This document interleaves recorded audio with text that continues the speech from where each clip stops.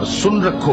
کہ اللہ کی یاد سے ہی دل آرام پاتی ہیں۔ جو لوگ ایمان لائے اور عمل نیک کیے ان کے لیے خوشحالی اور عمدہ ٹھکانہ ہے۔ اور اگر شیطان کی طرف سے تمہارے دل میں کسی طرح کا وسوسہ پیدا ہو تو اللہ سے پناہ مانگو،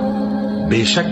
وہ سننے والا ہے، سب کچھ جاننے والا ہے۔ جو لوگ پرہیزگار ہیں جب ان کو شیطان کی طرف سے کوئی وسوسہ پیدا ہوتا ہے تو چونک پڑتے ہیں اور دل کی آنکھیں کھول کر دیکھنے لگتے ہیں، اور جب قرآن پڑھا جائے تو توجہ سے سنا کرو اور خاموش رہا کرو تاکہ تم پر رحم کیا جائے، اور اپنے پروردگار کو